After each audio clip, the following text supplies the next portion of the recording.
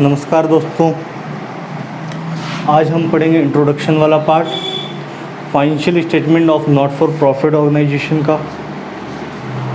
इस लेक्चर में हम समझेंगे नॉट फॉर प्रॉफिट ऑर्गेनाइजेशंस होती क्या हैं, इनके ऑब्जेक्टिव्स क्या होते हैं, कौन से कैरेक्टरिस्टिक्स इन्हें प्रॉफिट मेकिंग इंटरप्राइजेस से अलग करते हैं। ठीक है, इनके फाइनेंशियल स्टेटमेंट में कौन कौन सी स्टेटमेंट्स शामिल हैं। तो सबसे पहले समझते हैं नॉट फॉर प्रॉफिट ऑर्गेनाइजेशन होती क्या है। ये वे ऑर्गेनाइजेशन होती हैं जिनका मेन ऑब्जेक्टिव प्रॉफिट कमाना नहीं होता है, सामाजिक कल्याण के लिए ये कार्य करती हैं। ठीक है, इनके ऑब्जेक्टिव में शामिल होता है टू प्रमोट, शिक्षा को प्रमोशन करना, शिक्षा को बढ़ावा देना, साहित्य और संस्कृति को बढ़ावा देना, पेशे को बढ़ावा देना, ठीक है, धर्म को बढ़ावा देना, ठीक है, अपने मेंबर्स को और सोसाइटी को सर्विस रेंडर करना। ठीक है दोस्तों, तो हम लिख सकते हैं NPO is an organisation to further cultural क्या, संस्कृति, सांस्कृतिक, कल्चरल, एजुकेशनल, शैक्षिक, रिलीजियस, धार्मिक, प्रोफेशनल, पेशे और पब्लिक सर्विस ऑब्जेक्टिव।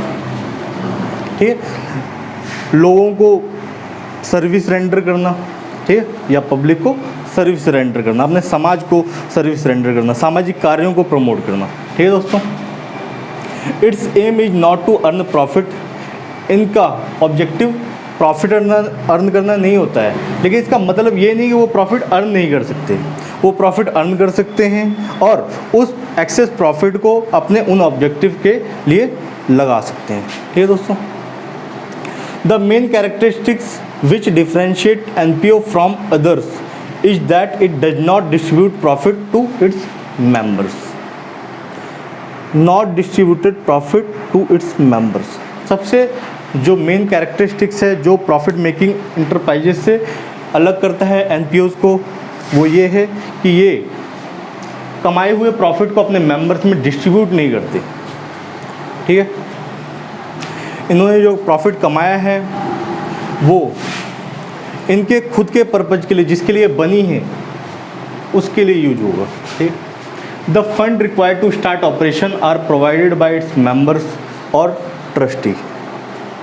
इनके ऑपरेशन को स्टार्ट करने के लिए जो फंड की रिक्वायरमेंट होती है वो कहाँ से पूरी होती है, मेंबर्स देते हैं मेंबरशिप फीस के तौर पे, या ट्रस्टी डोनेशन के तौर पे देते हैं। ठीक है दोस्तों, या ये जो ऑपरेशन कैरी ऑन कर रहे हैं उससे जो सरप्लस होता है वो भी अच्छा फंड हो सकता है, अच्छा सोर्स ऑफ फंड हो सकता है। ठीक है दोस्तों, गवर्नमेंट से ग्रांट आ सकती है इन्हें, ठीक है, प्राइवेट इंस्टीट्यूशन से भी ग्रांट मिल सकती है, ठीक है, to carry on operation. Next, it is separate legal entity not owned by any individual और एंटरप्राइजेस। ये सेपरेट लीगल एंटिटीज होती हैं, इनका कोई मालिक नहीं होता है, मेंबर्स आते जाते रहते हैं, ठीक है, लेकिन एनपीओज वहीं रहती हैं, इनके मेंबर्स बदलते रहते हैं। ठीक है, एग्जाम्पल्स में हम देख सकते हैं स्कूल हो सकते हैं, कॉलेजेस हो सकते हैं, पब्लिक हॉस्पिटल्स हो सकते हैं। इनके अकाउंट में शामिल होता है receipt and payment account, income and expenditure account और बैलेंस शीट। ठीक है, ये सब फाइनेंशियल स्टेटमेंट का पार्ट होता है। 12th क्लास में receipt and payment account question का पार्ट होगा। ठीक है, हमको बनाना पड़ सकता है income and expenditure account, balance sheet बनानी पड़ सकती है करंट ईयर के लिए, और प्रीवियस ईयर के लिए भी बैलेंस शीट बनानी पड़ सकती है अगर हमें कैपिटल फंड नहीं दिया गया है। ठीक, तो कौन कौन से ऐसे पॉइंट हैं जो एनपीओ और प्रॉफिट अर्निंग ऑर्गेनाइजेशन को अलग कर सकते हैं। सबसे पहले पर्पस, इनका पर्पज होता है to further cultural, educational, religious, professional and public service at large. इनका मेन ऑब्जेक्टिव होता है प्रॉफिट अर्निंग करना। ठीक, फंड कहाँ से मिल सकते हैं, by way of membership fee, donation या सरप्लस फ्रॉम ऑपरेशन। और इनको कहाँ दिखाते हैं, ये सब एग्रीगेट होकर कहाँ जाते हैं? कैपिटल फंड में। ग्रांट स्पेसिफिक ग्रांट हो सकती है या जनरल ग्रांट हो सकती है। जनरल ग्रांट आपकी इनकम एंड एक्सपेंडिचर की इनकम साइड में आएगी और स्पेसिफिक ग्रांट बैलेंस शीट की लायबिलिटी साइड में। प्रॉफिट अर्निंग ऑर्गेनाइजेशन को कहाँ से फंड मिल सकता है? Fund raise from proprietors, partners या शेयर कैपिटल के तौर पे इन्हें पैसा आ सकता है शेयर होल्डर से, ठीक है। और अगर मान लीजिए कंपनी को प्रॉफिट होता है और वो प्रॉफिट डिस्ट्रीब्यूट नहीं करते या रिटेन अर्निंग के तौर पे प्रॉफिट पड़ा हुआ है तो उसको भी वो अपने ऑपरेशन के लिए यूज कर सकते हैं, यानी profit not distributed to shareholder, ठीक है। फाइनेंशियल स्टेटमेंट में रिसिप्ट एंड पेमेंट अकाउंट बनती है, इनकम एंड एक्सपेंडिचर अकाउंट बनता है और बैलेंस शीट बनती है नॉट फॉर प्रॉफिट ऑर्गेनाइजेशन के केस में। प्रॉफिट अर्निंग ऑर्गेनाइजेशन के केस में प्रॉफिट ट्रेडिंग अकाउंट बनता है, प्रॉफिट एंड लॉस अकाउंट बनता है और बैलेंस शीट बनती है। गेन और लॉस को हम सरप्लस और डिफिसिट के तौर पे रखते हैं, ठीक है। यहाँ पे प्रॉफिट एंड लॉस के तौर पे आता है, ठीक है। प्रॉफिट एंड लॉस अकाउंट बनता है तो अगर क्रेडिट साइड का बैलेंस ज़्यादा है और डेबिट साइड का कम है तो डिफरेंस होगा प्रॉफिट। अगर डेबिट साइड का बैलेंस ज़्यादा है, क्रेडिट साइड का कम है तो डिफरेंस होगा लॉस, ठीक है दोस्तों। फाइनेंशियल स्टेटमेंट में जो पहला अकाउंट बनाना होता है वह है receipt and payment account. 12th class में question receipt and payment account की फॉर्म में होता है, ठीक है। तो अगर हमें रिसिप्ट एंड पेमेंट अकाउंट का नेचर पता चल जाए और रिसिप्ट एंड पेमेंट अकाउंट अच्छे से समझ में आता है तो क्वेश्चन को सॉल्व करने में ज़्यादा मुश्किल नहीं होगी, ठीक। तो रिसिप्ट एंड पेमेंट अकाउंट होता क्या है? ये समरी होती है कैश बुक की समरी का मतलब क्या? कैश बुक में जो ट्रांजैक्शन होते हैं डेली बेसिस पे चढ़ाए जाते हैं, ठीक है। जैसे सपोज करो एक आइटम लेते हैं हम सैलरी, ठीक है। सैलरी हर महीने दी जाएगी, ठीक है। अप्रैल में गई, मई में गई, जून में गई, जुलाई में गई और ऐसे ऑन 12 महीने के लिए सैलरी दी गई। तो यानी 12 एंट्रियां आपको मिलेंगी कैश बुक में, ठीक है। डेट वाइज उसमें डेट भी लिखी होगी, ठीक है। हम क्या करेंगे, उन 12 एंट्रियों के अमाउंट को ऐड कर लेंगे और रिसिप्ट एंड पेमेंट अकाउंट के पेमेंट साइड में सैलरी के नाम पे उस पूरे अमाउंट को चढ़ा देंगे, यानी एक बार ही सैलरी आएगी, ठीक है। और कैश बुक में डेट वाइज एंट्री होती है, इसलिए जितनी बार को सैलरी दी गई है उस डेट में एंट्री होती है, ठीक। उस सारे अमाउंट को हम ऐड करके रिसिप्ट एंड पेमेंट अकाउंट में चढ़ा देंगे। दूसरा है a fair idea about cash position of organisation. Cash book में बहुत सारी एंट्रियाँ होती हैं, उसको एक बार में अगर हम एनालाइज करते हैं तो उतने अच्छे से समझ में नहीं आता, लेकिन इसको एक लुक में ही हम समझ सकते हैं कि कैश की क्या पोजीशन है, कितना कैश ओपनिंग में था, कितना कैश क्लोजिंग में है, कौन कौन से ऐसे मेन आइटम हैं जो ज़्यादा कैश यूज करते हैं, ऐसे कौन कौन सी सोर्स हैं जहाँ से हमें कैश मिलता है, ठीक है। तो ये सब एनालाइज हम कर सकते हैं। क्योंकि ये समरी ऑफ कैश बुक होती है तो ये रियल अकाउंट होती है, ठीक है। कैश बुक भी रियल अकाउंट होती है तो ये भी रियल अकाउंट, ठीक है। ये कैश बेसिस ऑफ अकाउंटिंग में बनाई जाती है। इसका मतलब कैश आता है तो एंट्री करो, कैश जाता है तो एंट्री करो। हमें इससे कोई मतलब नहीं है कि कैश प्रीवियस ईयर के लिए आया है, नेक्स्ट ईयर के लिए आया है या करंट ईयर के लिए आया है, ये या हमें इससे कोई मतलब नहीं है कि कैश क्या है, प्रीवियस ईयर के लिए गया है, करंट ईयर के लिए गया है या नेक्स्ट ईयर के लिए गया है। जब भी कैश जाए तो पेमेंट साइड में एंट्री होगी, जब भी कैश रिसीव होता है तो रिसिप्ट साइड में एंट्री होगी, ठीक है। All type of receipts and payment included whether it is revenue nature और कैपिटल नेचर। सभी पेमेंट और रिसिप्ट की एंट्री होती है रिसिप्ट एंड पेमेंट अकाउंट में, चाहे वो कैपिटल नेचर की रिसिप्ट हो या रेवेन्यू नेचर की रिसिप्ट हो, चाहे वो कैपिटल नेचर का एक्सपेंस हो या रेवेन्यू नेचर का एक्सपेंस हो, ठीक है। बस कैश आना और कैश जाने को हमें देखना है। इसके अलावा हमें ये नहीं समझना है कि ये रेवेन्यू नेचर का है या कैपिटल नेचर का है, ठीक। तो अब हम फॉर्मेट देख लेते हैं रिसिप्ट एंड पेमेंट अकाउंट का क्या होता है, ठीक। और इसमें कोई एडजस्टमेंट नहीं होती है, ठीक। प्रीपेड की कोई एडजस्टमेंट नहीं होती, ठीक है। आउटस्टैंडिंग की कोई एडजस्टमेंट नहीं होती, अक्रूड इनकम की कोई एडजस्टमेंट नहीं होती है, एडवांस इनकम की कोई एडजस्टमेंट नहीं होती है, ठीक है दोस्तों। तो फॉर्मेट में सबसे पहले ओपनिंग बैलेंस होगा टू बैलेंस BD, ठीक है। इसमें मतलब कैश के सभी ट्रांजेक्शन होते हैं और बैंक के भी सभी ट्रांजेक्शन इंक्लूडेड होंगे, ठीक है। तो ओपनिंग कैश इन हैंड और ओपनिंग कैश एट बैंक दोनों ऐड करके यहाँ पे ओपनिंग बैलेंस लिख दिया, ठीक है। सब्सक्रिप्शन के नाम पे कितना पैसा आया है वो लिखेंगे करंट ईयर में, ठीक है। सब्सक्रिप्शन में प्रीवियस ईयर का सब्सक्रिप्शन भी शामिल हो सकता है और नेक्स्ट ईयर का सब्सक्रिप्शन भी शामिल हो सकता है। जनरल डोनेशन के तौर पे कितना पैसा आया हुआ है, ठीक है। जनरल डोनेशन आपकी इनकम हुई, इनकम एंड एक्सपेंडिचर की इनकम साइड में जाएगी, ठीक है। स्पेसिफिक डोनेशन, ठीक है, जिसके लिए पर्पज़ डिफाइंड है कि किस पर्पज़ के लिए ये पैसा यूज होगा वो। जनरल ग्रांट, स्पेसिफिक ग्रांट, ठीक है। जनरल ग्रांट स्पेसिफिक ग्रांट कहाँ से, गवर्नमेंट से हमें मिल सकती है या प्राइवेट इंस्टीट्यूशन हमें दे सकते हैं। एंट्रेंस फ़ी, एडमिशन फ़ी, मेंबरशिप फ़ी वगैरह, मेंबर्स से जो पैसा मिलता है एडमिशन के लिए, मेंबरशिप फ़ी जो पीरियोडिक बेसिस पे करते हैं members. Subscription for specific purpose, अगर स्पेसिफिक पर्पज़ के लिए सब्सक्रिप्शन आया है वो भी यहाँ लिखा जाएगा रिसिप्ट साइड में। इंटरेस्ट रिसीव होता है, पैसा आया है कैश में आया या बैंक में आया है वो भी लिखा जाएगा। रेंट रिसीव हुआ है, कैश आया है या बैंक में पैसा आया है वो लिखा जाएगा।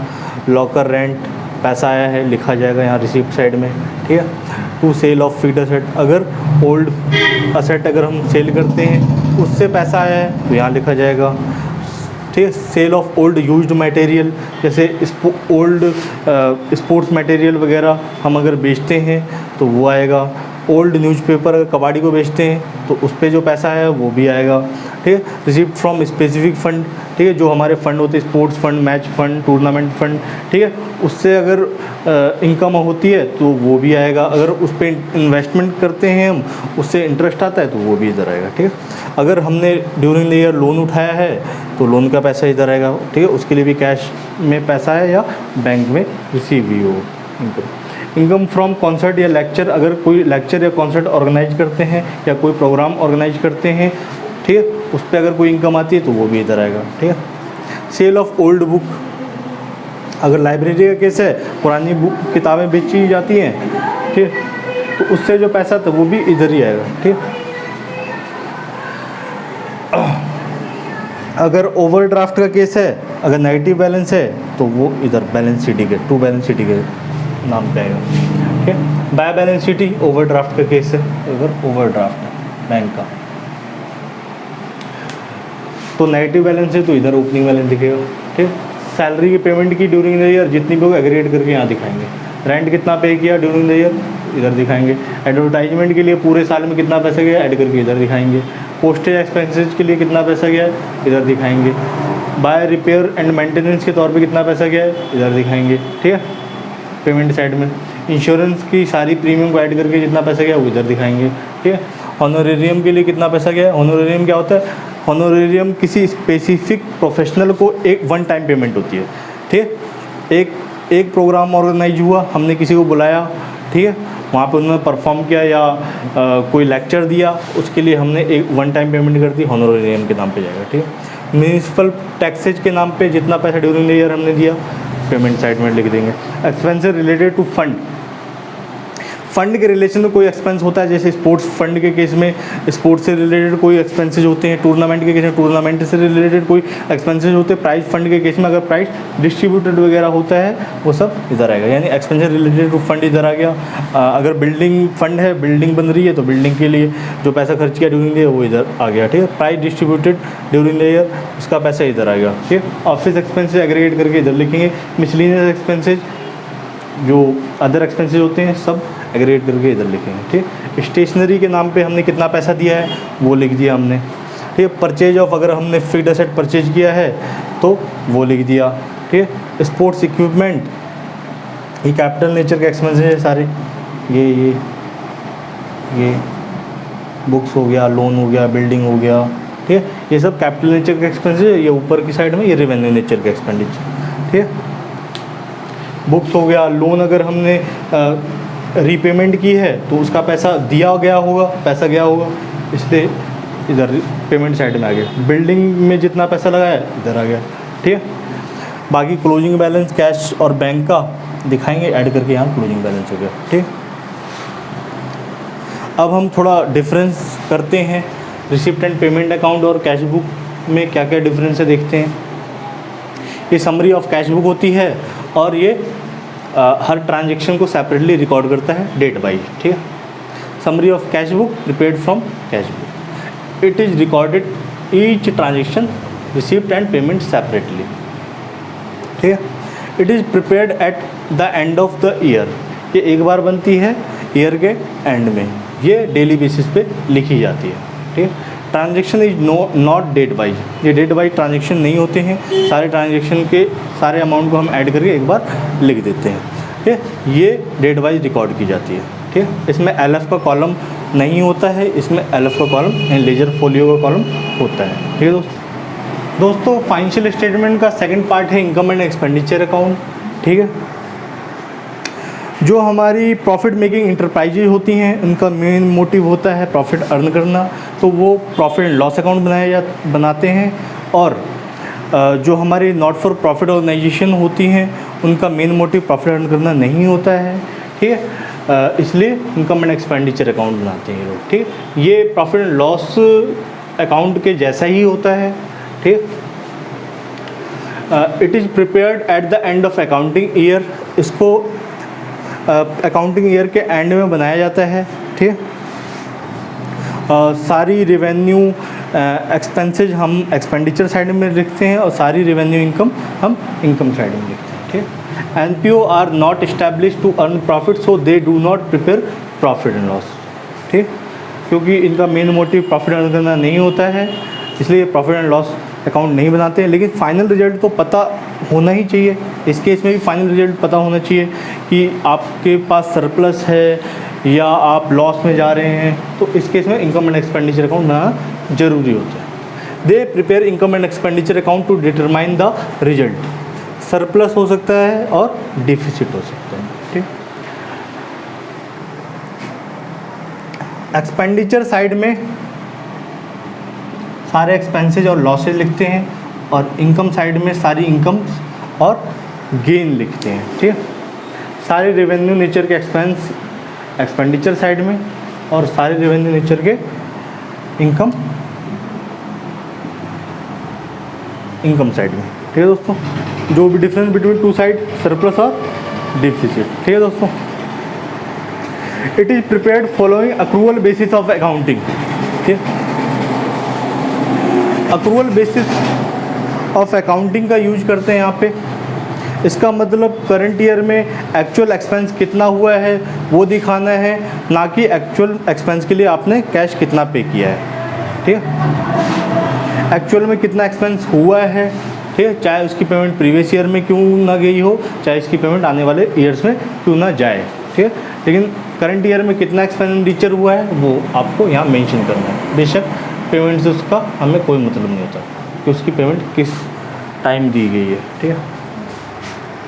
इनकम का भी यही कि जिस पीरियड की इनकम है, मतलब अगर करंट पीरियड की इनकम है तो करंट पीरियड के इनकम एंड एक्सपेंडिचर अकाउंट में दिखेगी ईयर एंड में, ठीक है। बेशक उसकी रिसिप्ट प्रीवियस ईयर में हो चुकी हो या अभी तक आई ना हो, आने वाले ईयर्स में होगी, ठीक है। Only revenue expense and revenue income for accounting period are shown in income and expenditure account, ठीक है। जो रेवेन्यू नेचर के इनकम और रेवेन्यू नेचर के एक्सपेंस होंगे वही दिखाए जाएंगे, ठीक है। रेवेन्यू नेचर के इनकम और एक्सपेंस क्या होते हैं, ये रिकरिंग नेचर के होते हैं। नॉर्मली इनका अमाउंट ज़्यादा बड़ा नहीं होता है, ठीक है। और ये बार बार ये एक्सपेंस बार बार करते रहने पड़ते हैं, इनकम बार बार आती रहती है, ठीक है।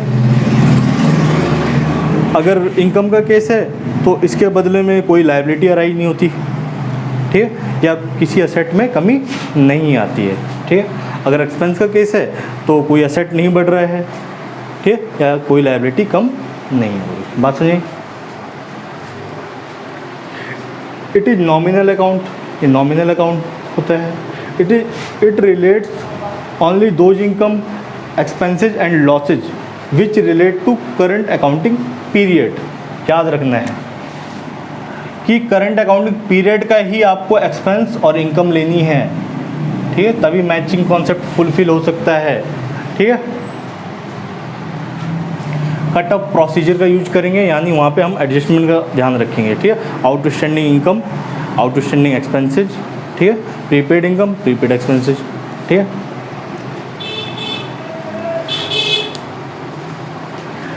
इसमें एडजस्टमेंट करनी पड़ सकती है। कौन कौन सी एडजस्टमेंट होती है? आउटस्टैंडिंग एक्सपेंसेस और आउटस्टैंडिंग इनकम को एडजस्ट करना पड़ सकता है। प्रीपेड इनकम और प्रीपेड एक्सपेंसेस हो सकते हैं, ठीक है। प्रोविजन फॉर डेप्रिसिएशन लगाना पड़ सकता है, ठीक है, या डेप्रिसिएशन प्रोवाइड करना हो सकता है हमें फिक्स्ड एसेट पे। प्रोविजन फॉर डाउटफुल डेप्ट हो सकते हैं, तो ये एडजस्टमेंट हमें इसमें करनी होगी, ठीक है दोस्तों। अब हम समझते हैं, इसका फॉर्मेट देखते हैं। इनकम एंड एक्सपेंडिचर अकाउंट का फॉर्मेट क्या हो सकता है?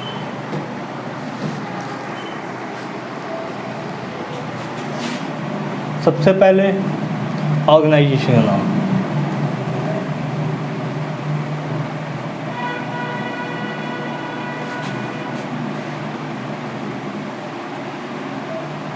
ऑर्गेनाइजेशन का नाम लिखना। For the year ended as on, जो भी है 31 मार्च 2000 जो भी है, ठीक है।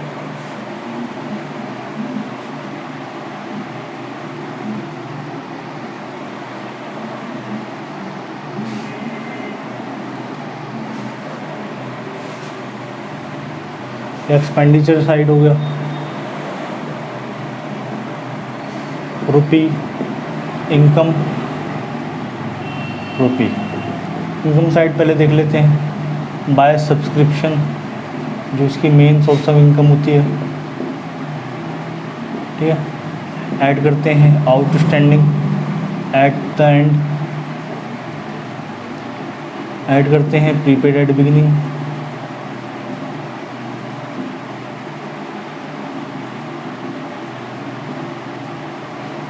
ठीक है।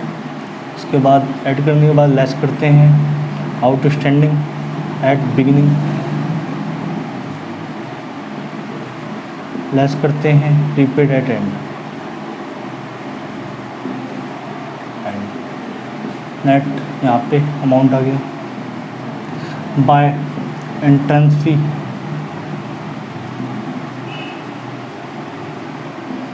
Bye rent, by interest on investment,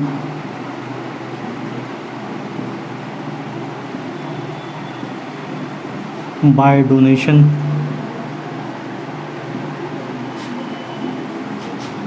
bye general grant,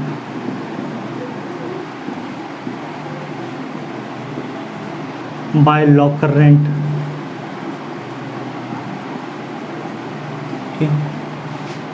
bye miscellaneous income,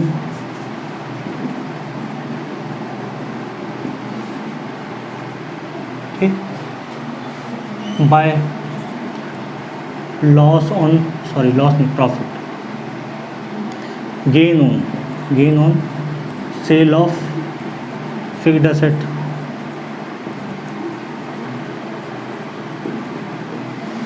bye sale of newspaper, old newspaper और मैगजीन डाल देते हैं। Books, newspaper and magazine,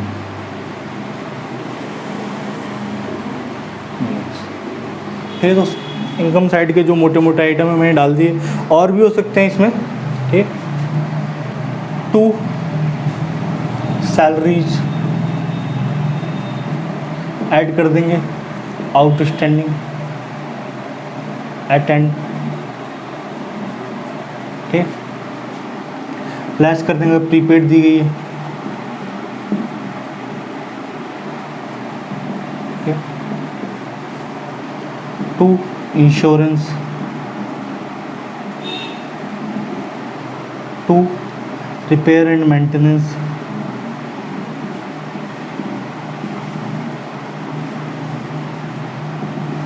to cost of goods consume,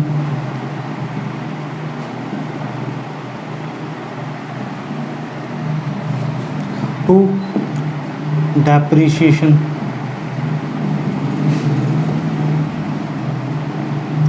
to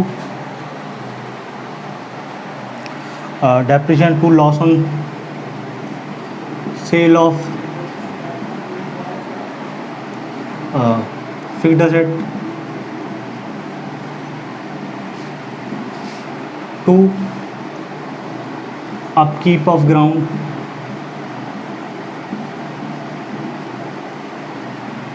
ठीक।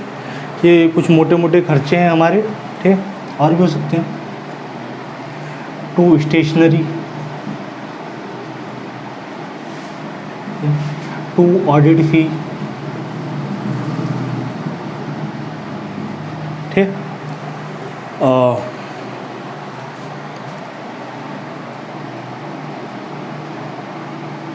To telephone expenses, to insurance less कर दो, prepaid अगर है,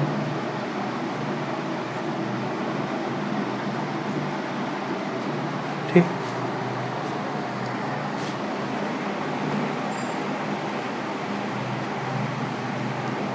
to conveyance and fuel, ठीक। To हॉनोरेरियम,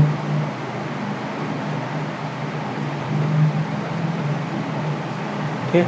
to expense on sports, अगर कोई स्पेसिफिक फंड ना दिया हो तो एक्सपेंस बना देना है, यहाँ पे डाल दो by income from sports, income from sports, ठीक है दोस्तों।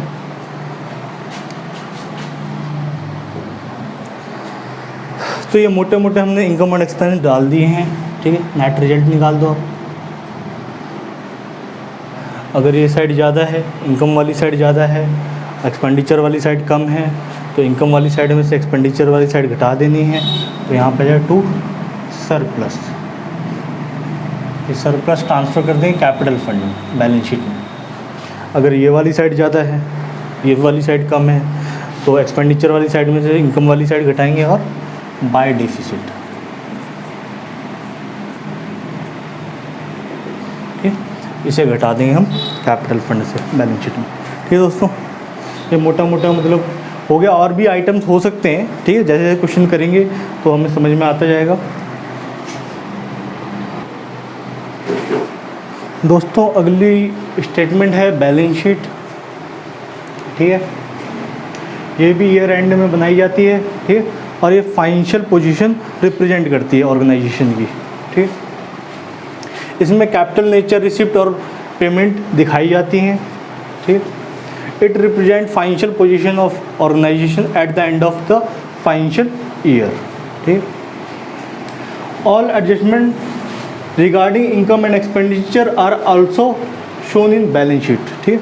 जितनी एडजस्टमेंट की गई हैं आउटस्टैंडिंग इनकम के लिए या आउटस्टैंडिंग एक्सपेंस से रिलेटेड, ठीक है, प्रीपेड इनकम और प्रीपेड एक्सपेंस से रिलेटेड, ये बैलेंस शीट में भी दिखाई जाती है, ठीक है। लायबिलिटी साइड में भी हो सकती हैं और असेट साइड में भी हो सकती है, ठीक। Special receipt are also shown in liability side of balance sheet. सारी स्पेशल रिसिप्ट जैसे फंड के लिए डोनेशन आना, ठीक है, सब्सक्रिप्शन फॉर गवर्नर पार्टी, ठीक है, क्योंकि इसका जो पर्पज है स्पेसिफाइड है, ठीक है।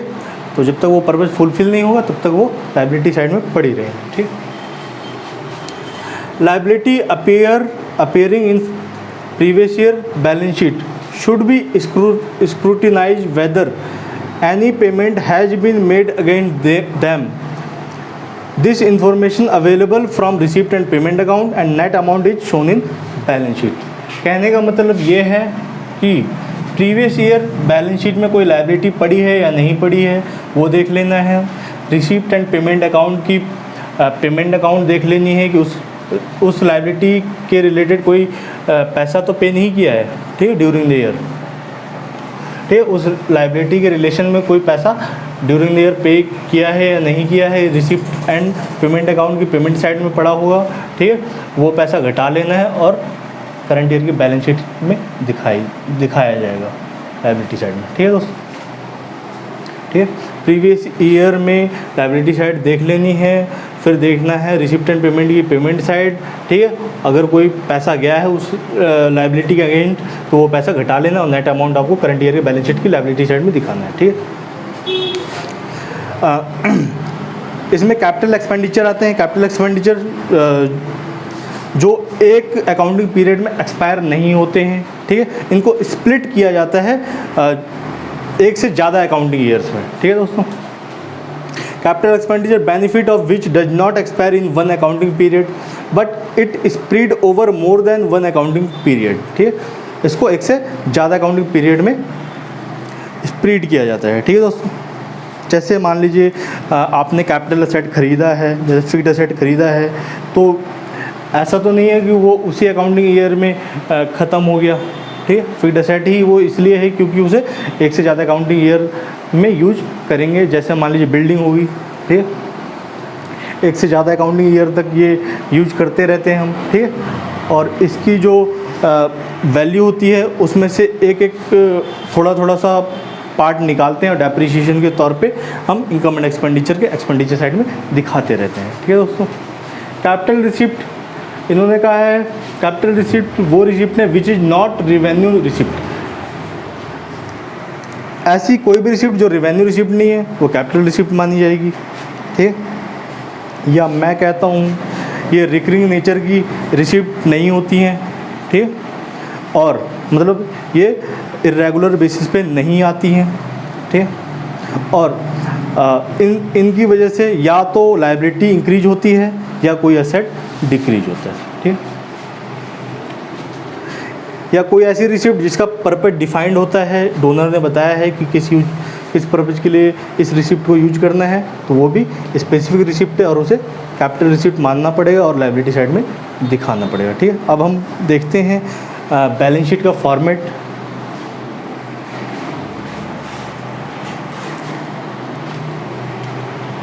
तो सबसे पहले ऑर्गेनाइजेशन का नाम लिखो।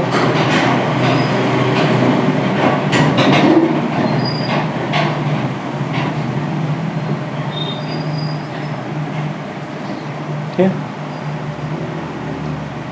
बैलेंस शीट एज एट 31 मार्च 2000 जब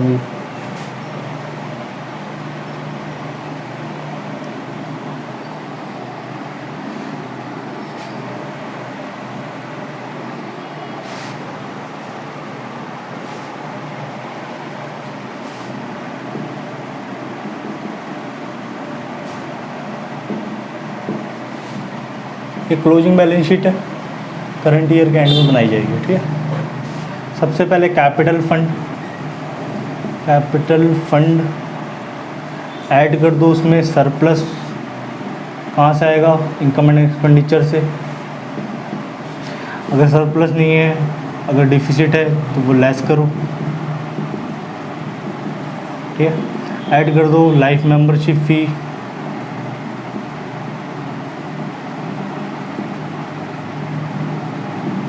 ठीक है, अब इसको मैं नेट अमाउंट नहीं लिखता। कोई लोन है तो दिखाओ भाई। ठीक है, बिल्डिंग फंड,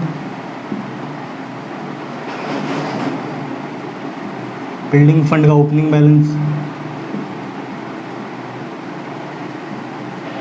ऐड कर दो। डोनेशन फॉर बिल्डिंग,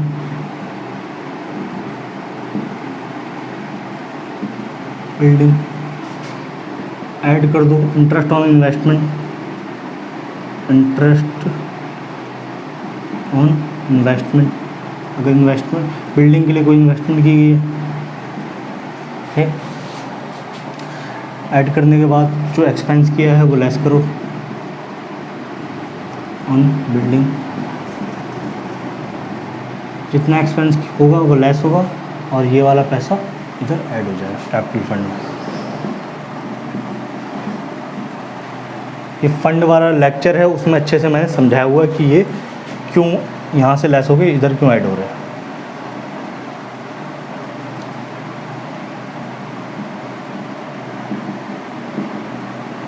अब इसको नेट कर दो।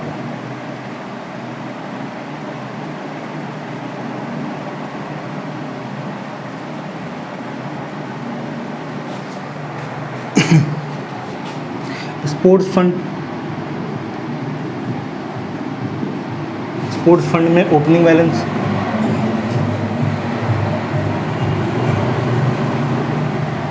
ऐड करो। अगर डोनेशन आया है ऐड कर दो इनकम फ्रॉम स्पोर्ट,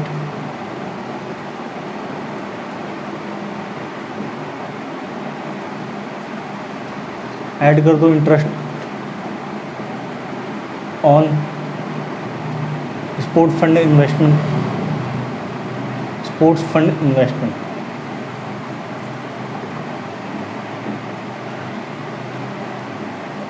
ऐड करने के बाद लेस कर दो एक्सपेंस ऑन स्पोर्ट। ठीक, आ गया यहाँ पे। ठीक, और क्या हो सकता है आपका, कुछ करंट लायबिलिटीज़ हो सकती हैं। लायबिलिटीज़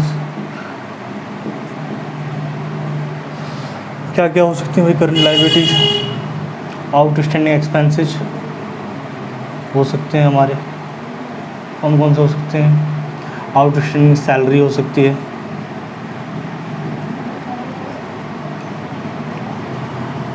आउटस्टैंडिंग रेंट हो सकता है। ठीक है, एडवांस इनकम अगर आती है, एडवांस सब्सक्रिप्शन, वो भी इधर ही होगा।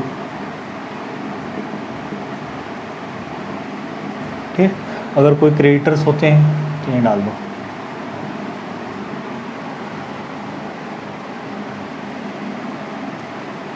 क्रेडिटर फॉर स्टेशनरी हो सकता है, फॉर जो कंज्यूमेबल गुड्स के लिए जो हम एडजस्टमेंट करते हैं। ठीक है दोस्तों, इधर हो सकता है, फिक्स्ड एसेट में से थोड़ा बड़ा कर लेते हैं।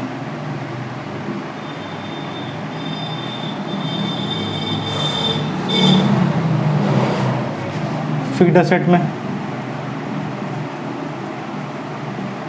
बिल्डिंग,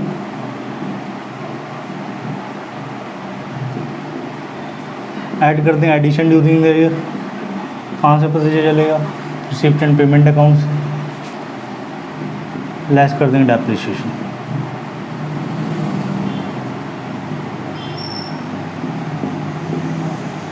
फर्नीचर,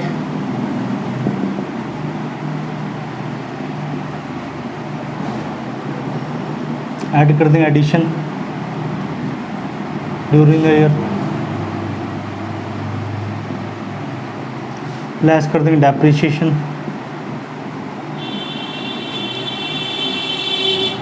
लेस कर देंगे ड्यूरिंग द ईयर अगर कोई सेल हुई है, sale of old furniture.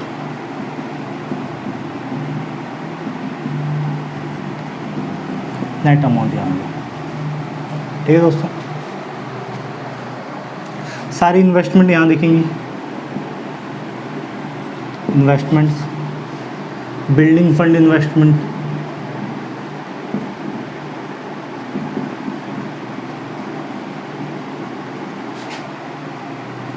Sports fund investment,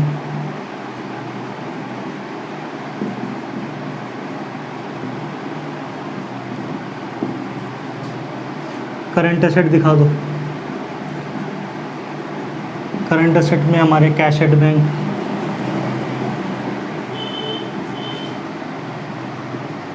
cash in hand. ठीक, आउटस्टैंडिंग एडवांस सब्सक्रिप्शन नहीं है दोस्तों, एडवांस कोई हाँ एडवांस सब्सक्रिप्शन नहीं है। अगर एडवांस है, आउटस्टैंडिंग सब्सक्रिप्शन आ गई। ठीक, अगर प्रीपेड एक्सपेंस हो कुछ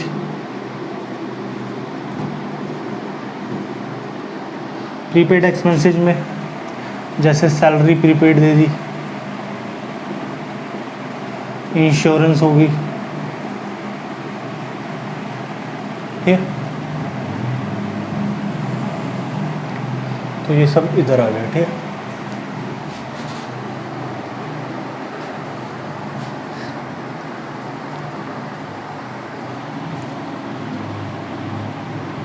ठीक है दोस्तों, इसके अलावा हो सकता है आपका स्टॉक ऑफ स्टेशनरी,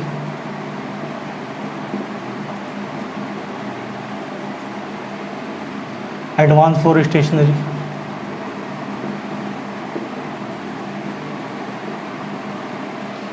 ठीक है, बैलेंस कर दो, इक्वल आना चाहिए, ठीक है। तो ये क्लोजिंग बैलेंस शीट होगी। कभी कभी ओपनिंग बैलेंस शीट भी बनानी पड़ सकती है, तो ओपनिंग बैलेंस शीट हम इधर देख लेते हैं।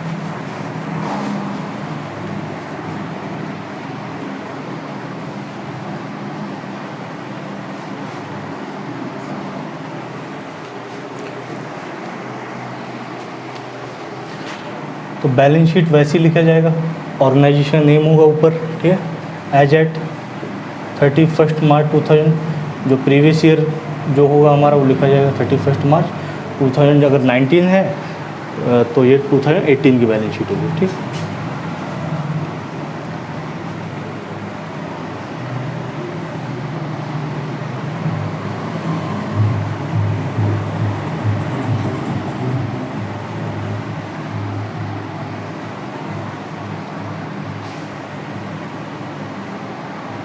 ठीक है दोस्तों, यहाँ पे ओपनिंग बैलेंस आएगा सभी फिक्स्ड एसेट का, बिल्डिंग आएगी, फर्नीचर आएगा, फर्नीचर का ओपनिंग बैलेंस, ठीक है। बुक्स होंगी तो बुक्स की ओपनिंग बैलेंस, ठीक है, वहाँ पे बुक्स भी हो सकते हैं, ठीक है, बुक्स के लिए भी फिक्स्ड एसेट के अंदर होगी, ठीक है। जैसे यहाँ पे फर्नीचर और बिल्डिंग है, यहाँ नीचे एक बुक भी हो सकता है, ठीक है। सारी इन्वेस्टमेंट आ जाएगी, स्पोर्ट्स फंड इन्वेस्टमेंट का ओपनिंग बैलेंस,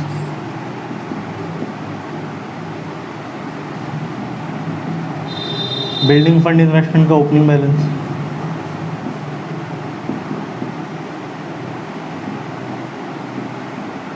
ठीक है।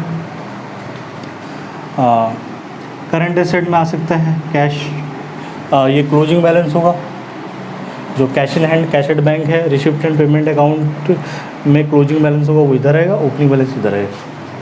कैश इन हैंड का opening balance, cash at bank का ओपनिंग बैलेंस, ठीक है दोस्तों। अगर प्रीपेड एक्सपेंसेस एट बिगिनिंग है तो वो भी आ जाएंगे, ठीक है। सैलरी हो गया, prepaid salary,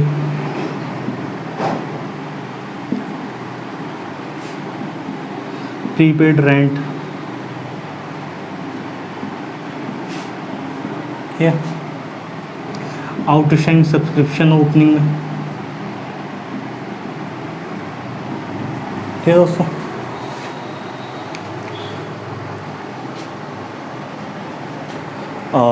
stock of stationery अगर ओपनिंग बैलेंस है,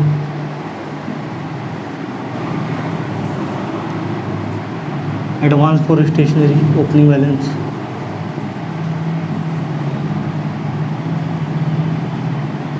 ठीक, इधर देख लेते हैं। लोन पड़ा है, ओपनिंग बैलेंस डाल दो, ठीक है। कोई फंड पड़ा है जैसे स्पोर्ट फंड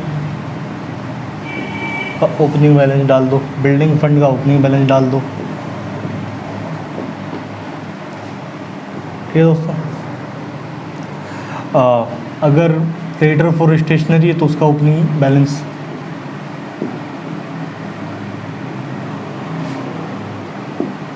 ठीक है। एडवांस सब्सक्रिप्शन ओपनिंग बैलेंस,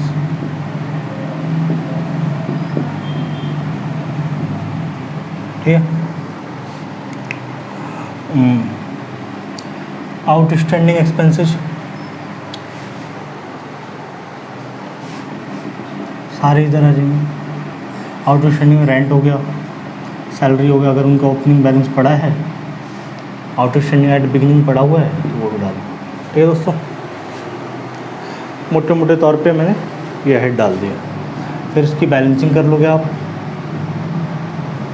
क्यों बना रहे हैं? क्योंकि कैपिटल फंड नहीं दिया हुआ है। कैपिटल फंड आ जाएगा, कैपिटल फंड का ओपनिंग बैलेंस आ जाएगा बैलेंसिंग फिगर से। ठीक है दोस्तों, तो ये बैलेंस शीट होगी आपकी। ठीक है, तो दोस्तों कमेंट सेक्शन में बताइएगा वीडियो कैसा लगा आपको।